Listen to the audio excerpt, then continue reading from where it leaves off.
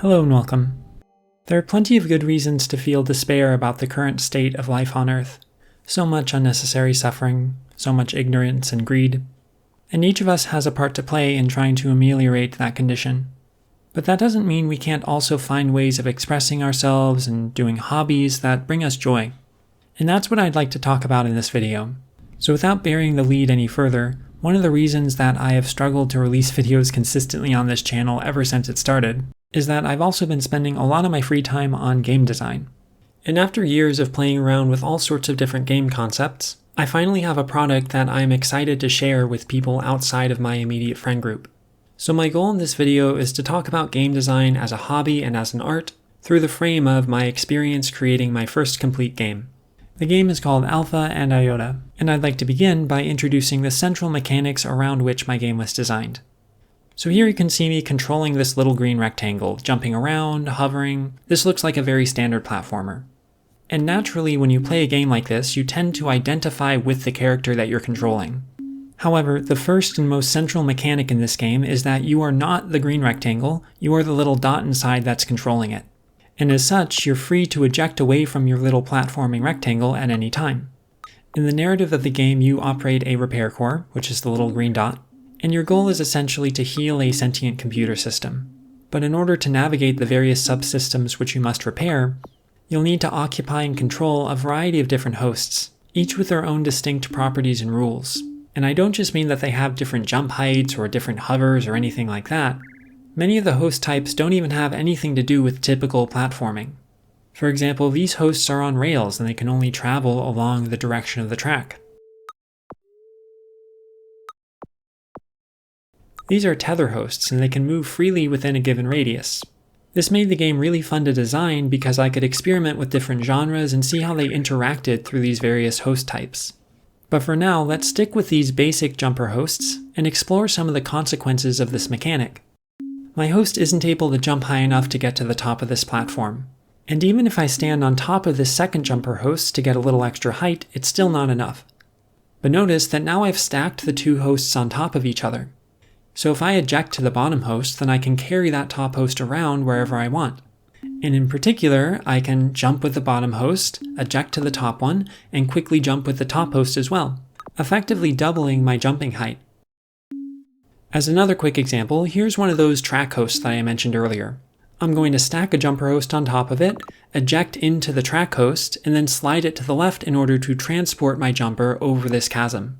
So already, this mechanic felt to me like it had a lot of interesting design potential. It's easy to build on by just adding more hosts with different properties, and it encourages players to think about their agency in a somewhat unusual way, always balancing between the properties of the host and the ability to eject away at any time. That was at least my intention, but I quickly realized that it wasn't working in practice. When I got some friends to playtest an early prototype of this mechanic, I found that they very rarely decided to eject between hosts. Once they were controlling one of these jumper hosts for more than a minute or so, they would tend to forget that ejection was even an option. I think this is because my friends were doing the usual platformer thing and identifying with the character that was jumping around on screen, just like I mentioned earlier. On one level, I knew that this was a problem and I need to fix it somehow. But to be honest, I was also a bit encouraged by how unfamiliar this mechanic seemed to them. Learning, especially if you do it through your own experimentation with mechanics, is one of my favorite parts about a game. And the playtest feedback was telling me that there was plenty to learn here, but my game just wasn't teaching it very effectively. Alright, so game design problem number 1. Players aren't ejecting enough. They mostly stick with a single host, and they only eject as a last resort. In order to solve this problem, I created a new host that does literally nothing. It stays in a single fixed position and serves only as a node for players to eject to and from. I also made it so that this is the very first host type that players interact with. What this means is that players have no option other than to eject. It allows players to get a handle of how ejection works before they need to combine it with any other mechanics. For example, once you eject, you have only a very short amount of time to latch to a new host. And if you don't find a new host in that time, then you snap back very quickly to your original. You also have complete directional control for the duration of your ejection. This is also the point in development where I started refining this ejection mechanic to feel as fluid and expressive as I possibly could. I added the little trail of particles, made sound effects that I thought were satisfying, and also started adding some subtle mechanics for more advanced players to explore. For example, if you perform a sequence of carefully timed ejections, ejecting immediately as soon as you latch to each new host, you can start building up momentum, and the longer you do it, the faster you'll go. Also, if you eject from a host that's moving, for example this track host, you keep some of the momentum of the host in the ejection so you can go a little bit further.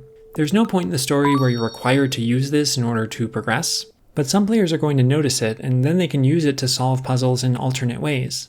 This is in line with one of my central goals for this game, which is to reward creativity and observation.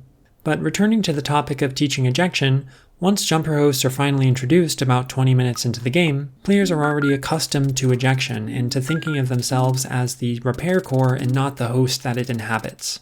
I also made sure that players can't stay in their initial jumper host for too long. The very first thing they have to do with it, other than just getting used to the platforming controls, is jump on top of this vertical track host and use it as an elevator to get up to the next area. And immediately after that, they have to eject through a wall into a new jumper host, reinforcing that ejection is a fundamental mechanic which you should always have in mind as an option. Now, this introduced its own problem, which is that players didn't realize they can eject through the white walls. But that was easy enough to fix with this dialogue that you see on screen, and also this collectible down here where it's very obvious that the only way to get it would be to eject through the wall. These changes made a big difference in playtests. People felt much more comfortable ejecting between hosts, and the learning curve for this introductory segment of the game was a lot smoother. The next big problem I ran into had nothing to do with player behavior, but rather a tension between two distinct goals that I had for the game. At times during development, I was thinking of this game as more of a movement-focused precision platformer. I realized that it felt really nice to eject between hosts in a rhythmic or precise way in order to clear some obstacle. But I also wanted to have a game with puzzles. I wanted to respect the puzzling potential of this ejection mechanic. Now, traditional wisdom says that these two goals are opposed to each other. Suppose you're trying to solve a puzzle and you have what you think is a solution, but it's very mechanically difficult to execute, and so you might have the frustrating feeling that you know what you're supposed to do, you just can't mechanically execute it. And on the other hand, if you're thinking of the game as primarily a precision platformer, then it's easy to run into a puzzle and not realize it.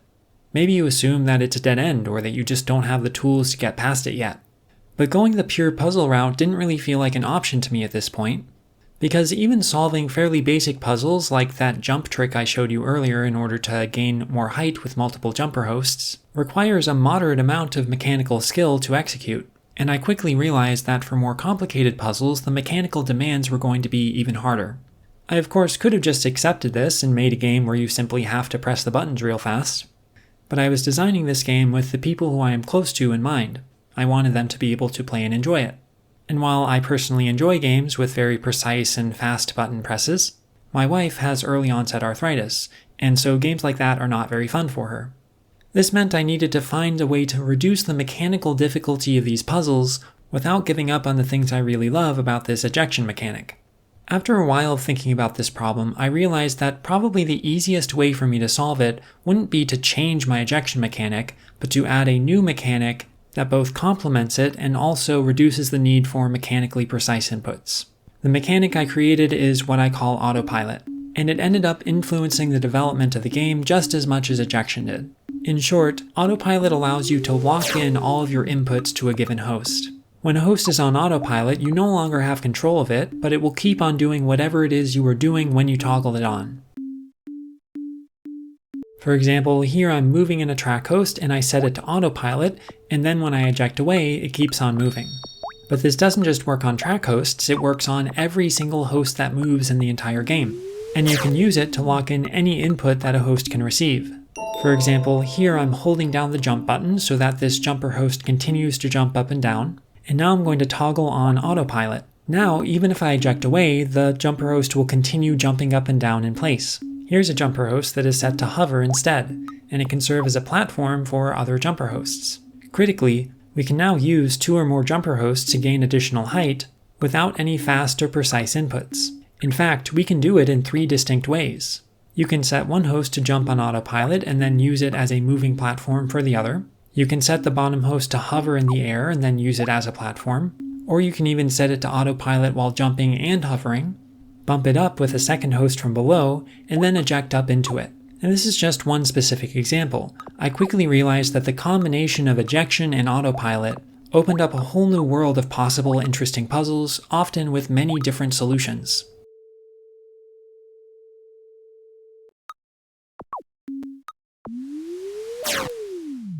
This also influenced my design decisions with all future host types. I decided that I would only include a new host in the game if it interacted with autopilot in an interesting way.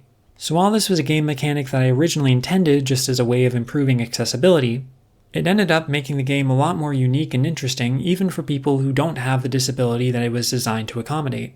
However, I still had to actually teach players how to use it, and that ended up being even more of an issue than teaching them to eject. Even getting players to understand the basics of what autopilot did was a challenge. When I can, I want players to be able to learn a mechanic by using it, rather than having to explain it through text. After some experimentation, I realized that that probably wasn't going to work with this mechanic. The autopilot mechanic was just a bit too unfamiliar for people to work out on their own.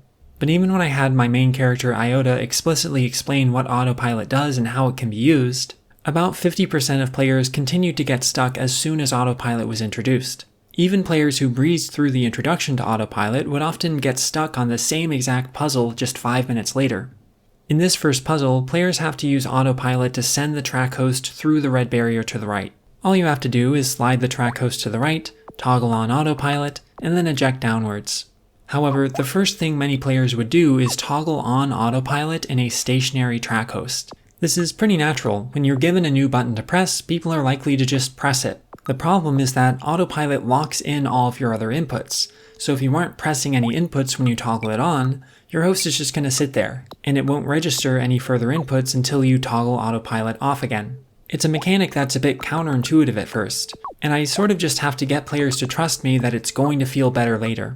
You can do some really wild things with autopilot in this game, but when you first learn it, it can feel a little bit clunky. Now we've arrived at big design problem number 2. How do I get players to think with autopilot? Maybe there is some perfect string of tutorial text out there that would completely solve my problem, but if there is, I wasn't able to find it. Instead, I started thinking about how other games introduce counterintuitive mechanics. Perhaps the best example to learn from here is the game Portal, whose tutorial section is famously a masterclass in game design. There's a reason they don't just give you the portal gun right from the start. The portal will open in 3, 2, 1. The game forces you to interact with portals quite a bit before you're able to create them yourself. This means that by the time you actually get each half of the portal gun, gaining the ability to shoot first the blue and then the orange portals, you're already not just familiar with the mechanic, you have all sorts of ideas about how you can use your newfound power. So naturally, the way for me to solve this autopilot dilemma was to add portals to my game. No, but seriously, what I did is I made it so that players encounter hosts on autopilot before they actually know how to toggle it on and off. By ejecting to these hosts on autopilot, they're not only learning the color mechanic, that hosts on autopilot appear yellow, they're also learning that while a host is on autopilot, they have no way of overriding its inputs. This also gave me the opportunity to trick players into solving a puzzle that they would encounter later. So you're riding along in this track host on autopilot, and then suddenly there's a red barrier in your way and seemingly no way to stop. Many players try to eject off to the side, and indeed that's the intended solution. Funnily, I did also decide to add portals into the game at this point, because I wanted a way to get my track host to loop around in either direction, in a way that players would understand. This did seem to make a pretty big difference in helping people learn how autopilot works, but they still often struggled to apply it in any situation that didn't match the one in which it was introduced. In education, this is called transfer of learning. According to Wikipedia, transfer of learning occurs when people apply information, strategies, and skills they have learned to a new context or situation. In the tutorial, players learn how to send a track host through a red barrier using autopilot. Here's a puzzle that occurs about 10 minutes later, which is almost exactly the same. The only two differences are that you're traveling to the left instead of to the right, and more importantly, there aren't any fixed hosts below you that you can eject to. This is essentially the same problem as the one they were tricked into solving earlier, but this time the track host is not already on autopilot, they have to toggle it on while moving to the left. Even though this wasn't a very significant change from the previous puzzle, players still struggled with it. And once I started expecting players to use autopilot on jumper hosts, the problem got even worse. Note that this is still essentially the same problem as the one in the tutorial. The only difference is that you move to the left with a jumper host instead of a track host. After quite a bit of experimenting, I realized that a big part of the problem was just a lack of repetition. I was so worried about players getting bored by solving essentially the same puzzle multiple times that I ended up failing to adequately reinforce the learning that happened in the tutorial. But just copy-pasting the literal exact puzzle multiple times also wouldn't be a good solution. That would teach players to solve that one specific puzzle very well, but it wouldn't teach them how to transfer that knowledge to different contexts. Here I drew from a very useful concept in puzzle design that I heard in a GDC talk by Taylor, the designer of the game Limelight. The concept is called noise, and the idea is basically that anything that isn't essential to the solution of a puzzle is noise in that puzzle. It's anything that can serve as a distraction from the actual solution, anything that's redundant to the idea that you're trying to communicate with the puzzle. I think there were two distinct reasons that people were struggling with my autopilot puzzles. First, they were struggling with transferring their knowledge to different situations, and second, they were struggling as soon as any amount of noise was introduced. Just look at how much is going on in this frame. It's not even immediately clear where the player is supposed to go, and indeed there are multiple paths that they can follow. In an earlier build of the game, this was the very first time that players were expected to use autopilot on a jumper host, and only a very small number of playtesters managed to figure it out on their own. Simply getting rid of all the noise wasn't really possible. Sure, I could do it in this specific instance, but because my intention was to create multi-solution puzzles, there's not really any way of getting rid of the noise. A component that is used in one solution might be extraneous to another solution, so what counts as essential and what counts as noise depends on which approach a player chooses. So I needed a way to both acclimate players to using autopilot in different contexts, and also build up their tolerance to noise in these puzzles. And I don't think my solution to this was especially elegant, it just involved some careful reinforcement of learning, while gradually increasing the level of noise. Now, immediately after that very first autopilot puzzle, players are faced with a slightly different situation. Here they have to use autopilot twice instead of just once to send these two track hosts upwards, and the movement is happening vertically rather than horizontally. So this is a relatively small act of transfer, and the noise is still fairly low. Then about 3 minutes later, the player encounters this puzzle. Things are a little more noisy in this screen, but the solution to this puzzle is essentially the same as the previous one. I also included a number of optional puzzles that reinforce this concept even further. Here, players need to use autopilot 3 times to collect some data fragments, and they have to think a little bit about order. You have to send the track hosts through top to bottom so that you still have an escape route. Then, once jumper hosts are introduced, I included a puzzle which looks as much like the introductory puzzle as possible with very little external noise. All you have to do is send the jumper host to the right through the red barrier. Because they've already done this for track hosts about 6 times, players were much more likely by this point to understand what they had to do. And for those who weren't, a little bit of dialogue was usually enough to remind them. Next, players encounter a host which is already jumping up and down on autopilot. Players use it to clear this white wall, and then are immediately confronted with the exact same situation, except that the jumper host is no longer on autopilot. Players tend to easily recognize the parallel between this situation and the one they just encountered, and so they pretty reliably know that they need to set one of these hosts to jump on autopilot. The level continues in this way, introducing more and more applications of autopilot, while also trying to reinforce previous lessons and gradually increase the player's tolerance for puzzle noise. After these changes, by the time players get to that same puzzle from before, they are generally able to clear it with no problem whatsoever.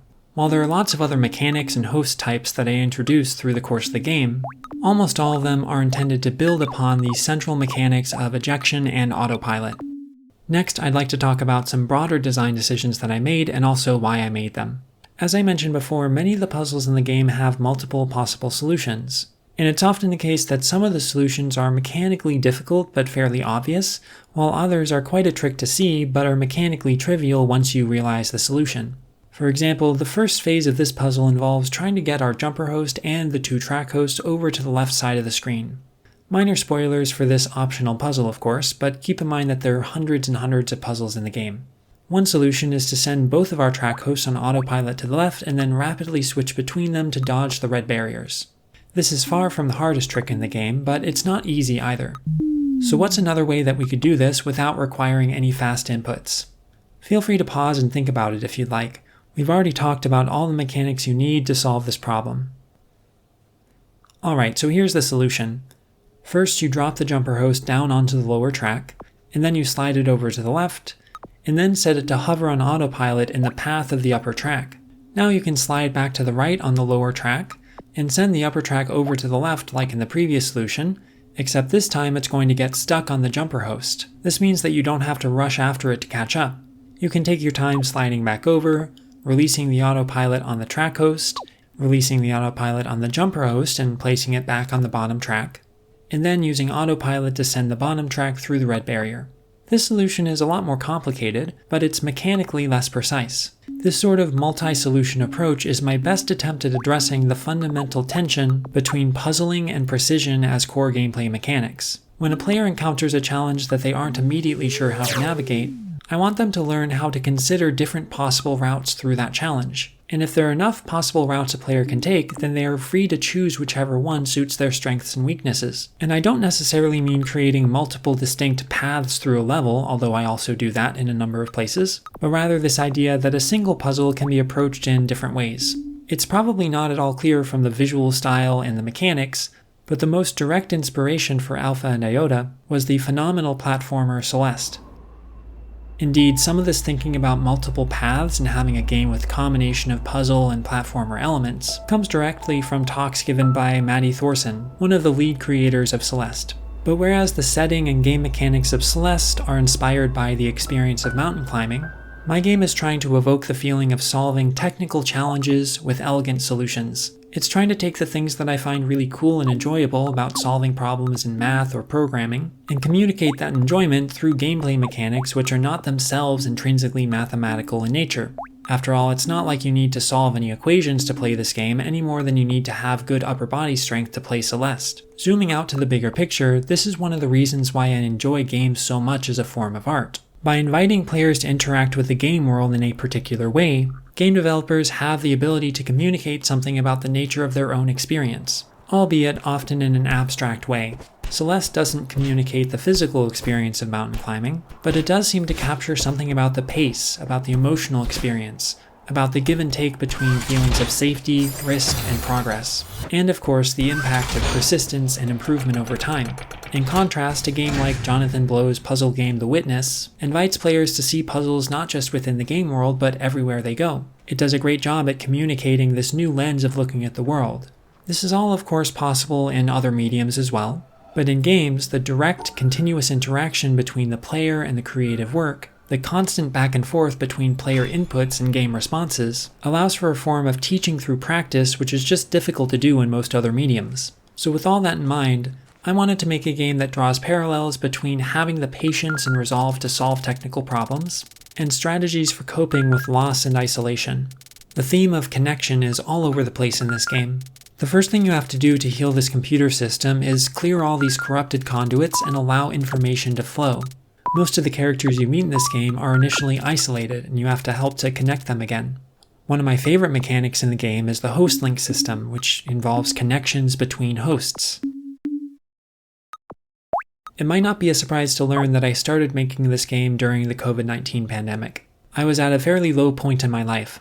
I was dealing with some chronic fatigue issues that I had never experienced before, and went from running a mile every day to not being able to run at all without much of an explanation other than maybe it has something to do with this new COVID thing that's happening. The ejection mechanic had already been bouncing around in my head for years. I had even made a prototype of a weird roguelike style game that used the mechanic, but something about it just wasn't working, so I abandoned the project. It wasn't until a few months later, when I met the person who is now my wife, that I felt hopeful enough to jump back into my game design hobby. People often like to represent analytical thinking and emotional thinking as somehow contrary to each other or even opposites, but that isn't very accurate to my own experience. When I'm trying to solve some technical problem, it's necessary for my emotional and analytical faculties to work together. My emotional state can affect my access to my imagination and therefore my creativity. My emotions are what tell me that I'm spending too much time on one approach and should consider trying something else. Curiosity is an emotional state, and when you allow it to guide your analytical faculties, you might find that you're able to solve problems that you couldn't otherwise tackle. On the other hand, if you already emotionally feel like you're not going to be able to solve a problem, If you're anything like me, that's going to affect your motivation and your ability to pay attention to the problem. In Alpha and Iota, the contrast between the impersonal geometry of the visual design and the heavy emotional tone of the dialogue and narrative is intentional. It's a way of expressing that analytical thought, when applied properly, can be a tool for connection. We don't need to frame logic and emotion as being opposed to each other in the mind. These are two processes which depend mutually on each other. There are lots of people in the world who have had very negative experiences with analytical thought. Maybe they were in a math or science class and they were made to feel like they aren't smart enough to succeed. Or perhaps someone used analytical thought, or at least the aesthetic of it, as a way of trying to exert control over them or their emotions. Whatever the reason, some people have a strong emotional response to when they are trying to solve a puzzle and they are not able to do so. Games which include substantially difficult challenges need to have some way of responding to player frustration. In that response, that choice by the developer plays a huge role in creating the narrative of the player experience, separate from the narrative of the game itself. Celeste is famously a game with some pretty challenging platforming, especially in the bonus levels. Right from the start, the game acknowledges that difficulty and simultaneously tells the player that they can do it. As many critics and commentators have noted, this attitude is reinforced throughout the game both through gameplay mechanics and the narrative. Fast respawns and generally frequent checkpoints reduce the punishment for failure. The difficulty curve, especially for the first few levels, is incredibly smooth, taking care to teach lessons and then reinforce them before moving on to new concepts. The interaction, and in this case the synergy between the gameplay experience and the narrative of the game, is sometimes called the ludonarrative, and I think that difficulty management is an especially important aspect of ludonarrative design. Dark Souls is another game that's famous for being difficult, but the ludonarrative that it chooses to develop is almost the complete opposite of the one in Celeste. Rather than encouraging the player and telling them that they can do it, it suggests that they probably can't, and so it might be better just to give up. Once again, this is hardly novel analysis, so I'm not going to spend long on it. I just want to make sure we're all on the same page about what ludonarrative is and how it is developed through gameplay mechanics and narrative. So in contrast to Celeste, Dark Souls has relatively infrequent checkpoints, some of which you can even miss. There's the famous and somewhat mocking "you died" screen, which has become a meme. You're given very little sense of direction near the start of the game, and are almost expected to wander into some challenges that you aren't prepared for. Even the player's movements can feel a bit sluggish and unresponsive at times. In concert, these factors create the clear impression of a hostile world that wants you to fail, making it all the more satisfying when you do make progress. To be clear, I don't think either of these approaches is flatly superior to the other. They're simply different design directions that produce different effects on player experience. Narratively, my game is about healing and trust, so I decided to frame the difficult aspects of my game in a more supportive light, hewing closer to the Celeste strategy. In line with this, the main two characters who are guiding you on your journey, the titular Alpha and Iota, both represent very positive responses to loss and isolation, and this is reflective of the roles that those characters play within their computer system. Iota tends to be very patient and supportive, and Alpha is eager to be helpful. One of the ways that I communicate this through gameplay is that the player is always welcome to ask the characters for help. There's a button you can press to request a hint on whatever obstacle you're currently facing, and these hints are available throughout the main story of the game. I should mention that this is an area of the game that's still a work in progress. I added hints at all the points in the main story where I'd imagine a significant number of people might get stuck. However, from watching my friends playtest the game, I know that sometimes people get stuck in places that I don't expect. So whenever I receive feedback about a place in the story where someone got stuck and there isn't currently a hint, I add a new hint to address the problem. This is all in addition to a brazenly Celeste-inspired assist mode that allows players to outright skip any puzzle that they want to, or just focus on the narrative rather than the gameplay. On the other end of the spectrum, it's possible to play through almost the entire game without reading much dialogue at all. For one thing, ordinary dialogue doesn't take control away from the player. As you may have noticed, it's often typed directly into the game world, and so most dialogue doesn't even follow you as the player around. You can go straight past it. And you pretty much always know where to go for the first large chunk of the game, because your goal is to clear all the corrupted conduits. And the cleared conduits are serving both as a fast travel system and a way of pointing you exactly where you should be going if you want to progress in the story. Initially, I introduced this conduit mechanic because players were getting stuck in my overworld not knowing where to go. But I realized that it could also fit in nicely with the narrative I'm trying to tell, and also give the player a more direct sense that their actions are having an impact on the world. As you clear the corrupted conduits within a given subsystem, there are quite a few subtle changes that happen that many players don't even notice. The most obvious difference is that the level itself gets lighter as you clear the conduits. There's also an ambient particle effect representing the corruption, which thins out and finally disappears as you complete each subsystem. And the subsystems themselves each have their own functionality, which results in visual changes to the overworld, and also some changes to the abilities of your repair core, provided that you find and explore certain secrets. This is another area where I think my work isn't done yet. I'd like to find more ways of making this overworld feel increasingly alive as the player progresses through the main story. Alright, so now I've talked about the core mechanics of the game and also my general philosophy and what I was trying to do with it. And by the way, in this video I'm trying not to include many spoilers for anything beyond the first level of the game. So there are a lot more mechanics that I'd love to discuss, but for the interest of time, I think I'm going to leave those for another video. The last big topic that I want to discuss is the process itself of creating the game. So to start with, I'm not a very good programmer. And when I first started coding for this project, I was way less knowledgeable than I am now. I created Alpha and Iota in the GameMaker Studio 2 engine, and I think it served me just fine. Using Unity might have provided me with a lot more fancy tools, but for a relatively simple two-dimensional game, I didn't feel like I was missing out on too much. If I could go back in time and start this project over again from scratch, I would probably decide to use Godot instead just because it's open source, but I don't have any big gripes with GameMaker as an engine. I also composed the full soundtrack for this game, and for that I did go open source. I used MuseScore. I had some limited experience composing in the past, and I've always loved video game music, so writing the music for this game was actually one of my favorite parts.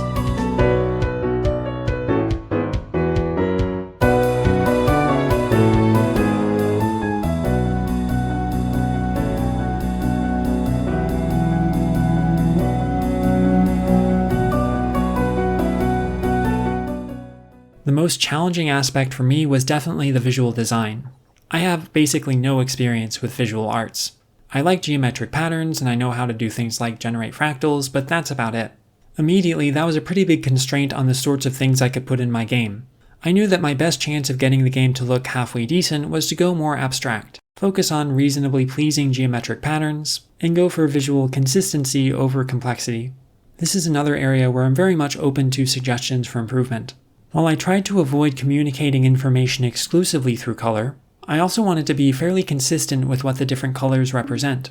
I use green to represent agency.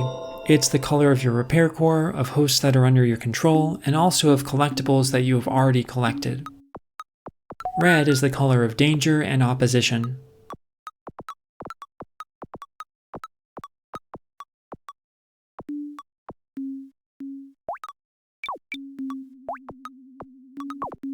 White objects are generally solid, whereas blue objects generally are not. I use orange to represent restriction,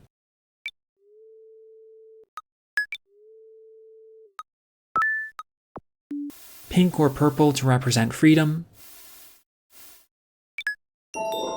and lastly, I use yellow to represent a sort of basket of other things that didn't fit neatly into my categorization. Mostly hosts that are on autopilot or collectibles that you haven't gotten yet. And by the way, while I know that this visual style is not the most impressive, keep in mind that the last platformer I made looked like this. It's a small color swapping game that I made when I was first learning how to use GameMaker. One of my main reasons for sharing all this is to recommend game design as a hobby. When making a game, there are all these different skills and disciplines that are coming together in the creation of a singular product, and I think that can make it seem a lot more intimidating than it is in practice. For an electronic game, there's the music, the sound effects, the coding, the artwork and visual design, the writing, and also, of course, game and level design. But even if you're working alone, it's not like you need to be an expert or even especially good at any of those things. If you're making a game to express yourself or to share with people who you think would find it fun in your life, then you're free to focus your time and energy on whichever aspect of the process feels most meaningful and fun to you. Game design ideas can be a ton of fun to come up with. And today, the technical barriers to making a game are about as low as they have ever been. There are also quite a few hobbyist developers online who are happy to play each other's games and provide feedback. If anyone listening happens to have already made a game, I'd certainly be happy to give it a try.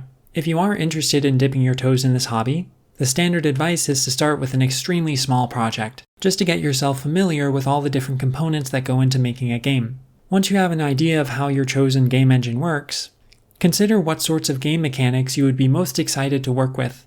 Coming up with new mechanics and ideas was honestly my favorite part of this whole process. That was one of the things that drew me to the ejection mechanic in the first place. It allows me to continue adding new mechanics into the game in perpetuity if I want to, because I'm always free to introduce some new host type. This also brings me to why it can be so much fun to do game design as a hobby instead of some kind of job. My game has already been released on Steam for like a year now. However, I've been continuing to make new content for it at about the same rate that I did before the game was released. My primary audience is myself and the people I personally know, and so I'm under no obligation to abandon the game in favor of something more commercially viable. And I'm also free to spend hour after hour of time working on a secret area within another secret area, unlocked by completing yet another unrelated secret area. Currently, it seems to take people somewhere between 8 and 10 hours to finish the main story, and somewhere around another 10 hours to complete most of the secret areas and extra content. However, the more that I work on the game, the richer and deeper it can get for new players. Currently, I have plans to add some mini-games, to add some additional dialogue in the hopes of making some of my characters feel a bit more alive, and the thing that I'm most excited about, which is trying to add some kind of co-op mode. All my mechanics work perfectly fine if there are 2 players instead of just 1, and I can't help but think of all the puzzling potential of having 2 players working together. So that's my game. To anyone who has actually watched this whole thing, thank you so much. Also, as much as I've tried to avoid calls to action on this channel, if you're interested in being supportive of what I'm doing here, and if Alpha and Iota seems like it might be up your alley, consider giving it a try. There's a free demo that includes about 25% of the content in the game, and the full version is selling for $5. If you decide to give it a try, please do let me know what you think. I'm always open to constructive feedback, especially if it's something that I can fix or change, and honest reviews on Steam are greatly appreciated.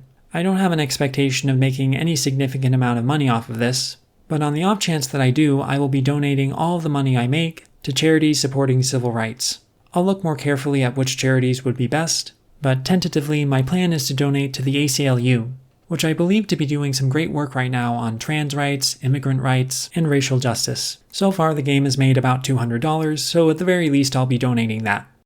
I know this is a big departure from the sort of stuff I usually post on this channel, so let me know if you like it and if you'd be interested in more game design related videos. My current plan is to post any further Alpha and Iota related content on a separate channel, which I will link right here and also in the description. My game also has a Discord channel that you're more than welcome to join. The link is in the description. That's all for now, and thanks for watching.